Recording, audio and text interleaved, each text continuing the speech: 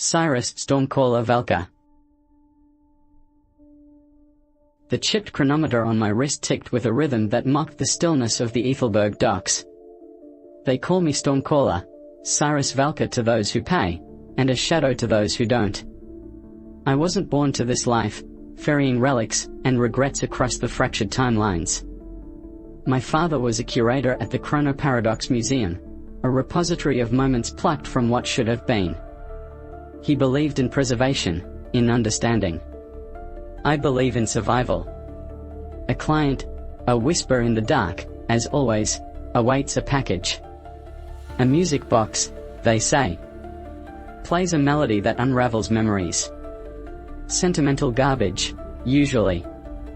But this one pays handsomely.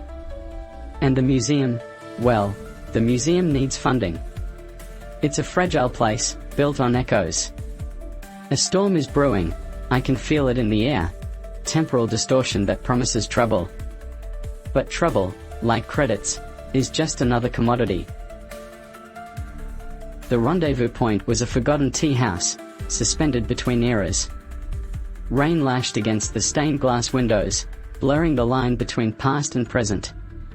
The client, a woman veiled in chromium silk, didn't offer a name, only instructions. Deliver the music box to a Dr. Aries Thorn, in the Obsidian Quarter, before the temporal convergence.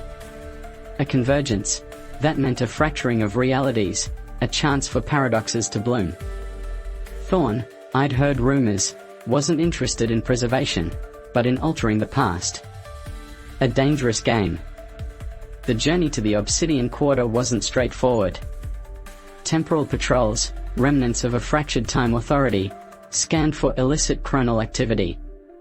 I had to navigate shifting timelines, using my ship, the Ephemeral, to phase in and out of existence, a ghost ship sailing on the currents of time. Each jump felt wrong, like peeling back layers of my own memory. The Obsidian Quarter was a city built on stolen moments, a labyrinth of chronal anomalies. Finding Thorn's laboratory was like searching for a phantom.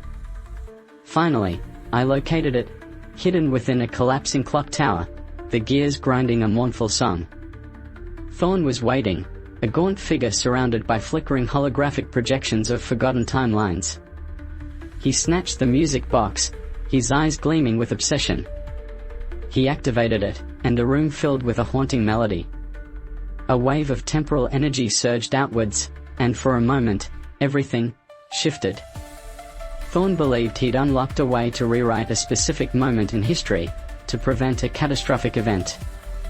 He saw himself as a savior. But the melody wasn't rewriting history, it was collapsing it. Fragments of different timelines began to merge, creating chaotic distortions. I realized, with a sickening dread, that the music box wasn't a tool for control, but a key to unraveling everything. The convergence was accelerating. Realities bled into each other, creating a nightmarish collage of what was, what could have been, and what should never be. My ship, the Ephemeral, struggled to maintain its coherence, phasing in and out of existence. The Obsidian Quarter was crumbling, consumed by temporal chaos. Thorn, realizing his mistake, was trapped in a loop of his own creation, reliving the moment of his error endlessly. I had to sever the connection, to isolate the source of the distortion. The only way was to destroy the music box, but doing so risked collapsing the entire sector. I piloted the Ephemeral directly into the heart of the convergence, overloading the ship's temporal drive.